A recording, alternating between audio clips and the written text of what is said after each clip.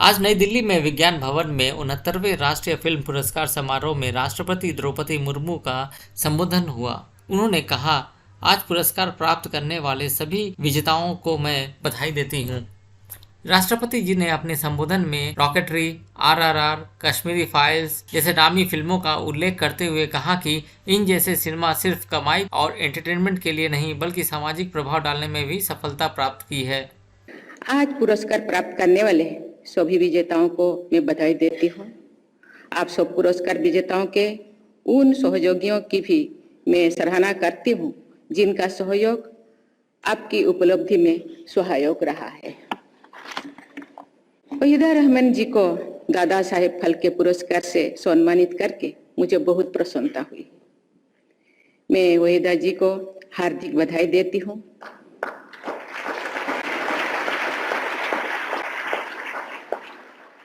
उन्होंने अपनी कला और व्यक्तित्व से फिल्म जगत के शिखर पर अपना स्थान बनाया है। अपने निजी जीवन में भी उन्होंने गरिमा, आत्मविश्वास और मौलिकता से भी युक्त महिला के रूप में अपनी पहचान बनाई है। मुझे बताया गया है कि उन्होंने फिल्मों के काम करने के लिए कोई दूसरा नाम रखने से इनकार कर दिया था, जबकि दूसरा नाम रखना उस दौर का चलन था।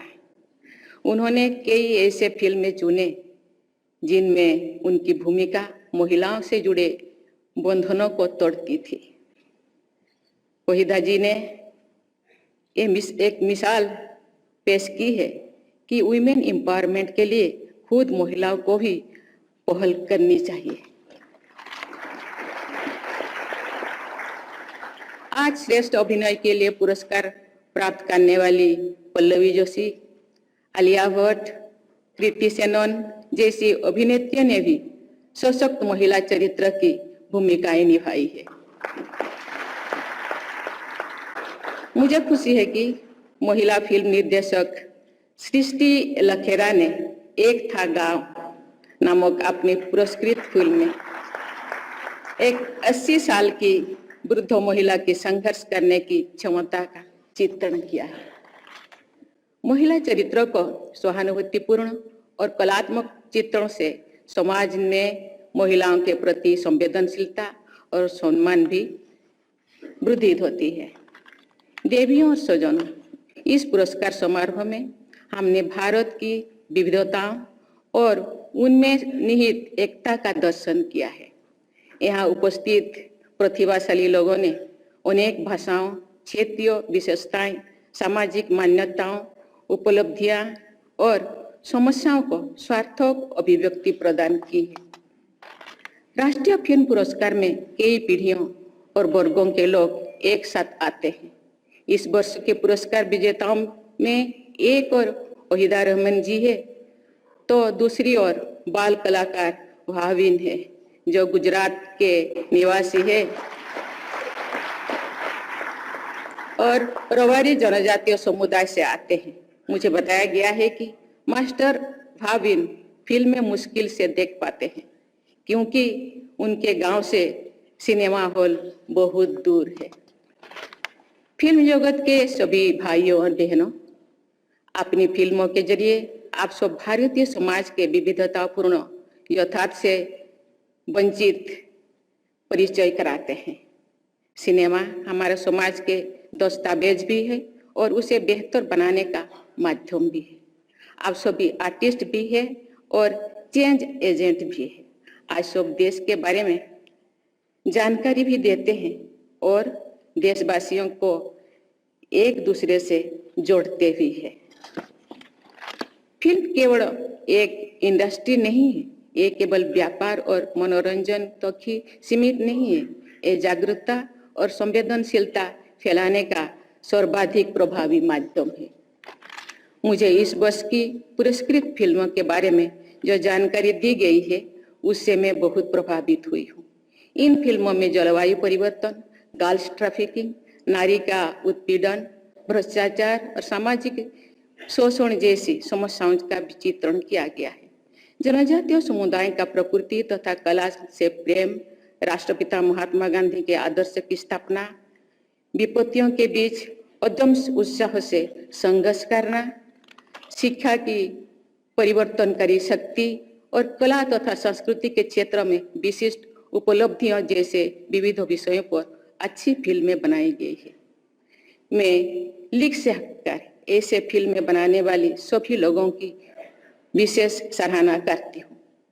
ऐसी फिल्मों को राष्ट्रीय पुरस्कार के माध्यम से प्रोत्साहित करने के लिए मैं सूचना और प्रसारण मंत्री श्री अनुराग ठाकुर जी, उनकी पूरी टीम तथा निर्णायक मंडल के सदस्यों को मैं प्रशंसा करती हूँ। मेरा यह विचार है कि भारतीय फिल्मों को देश की सामाजिक विविधता और समृद्ध सांस्कृतिक विरासत का वाहक होना चाहिए।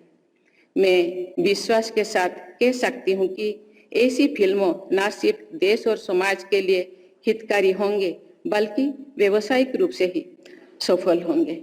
मेरा आप लोगों से आग्रह है कि इस प्रयोग को आप और मजबूती से करें।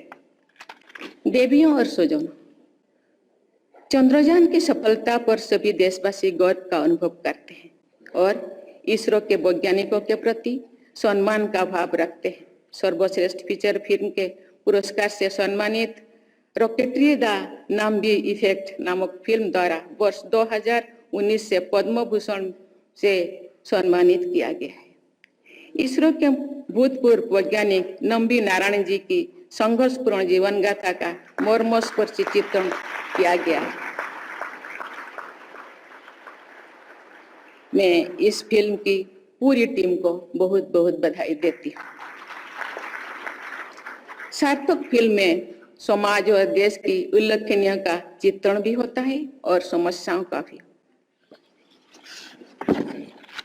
सभी देशवासियों ने आजादी का अमृत महोत्सव मनाया है तथा स्वाधीनता संग्राम में बलिदान देने वाले पूर्वजों का सादर स्मरण किया है।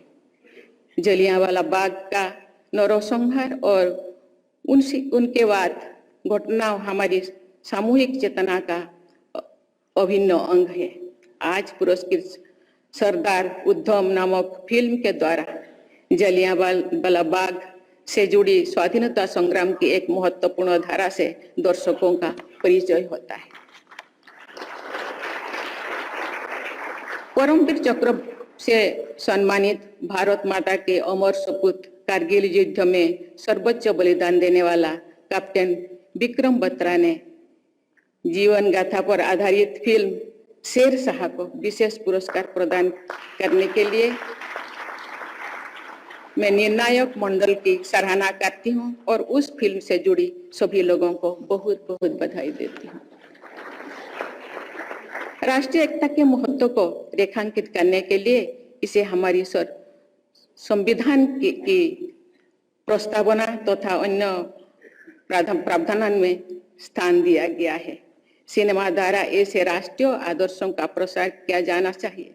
राष्ट्रीय एकता के लिए सर्वश्रेष्ठ फीचर फिल्म का पुरस्कार प्राप्त करने के लिए मैं कश्मीर फाइल्स की भी टीम को बहुत बहुत बधाई देती हूँ।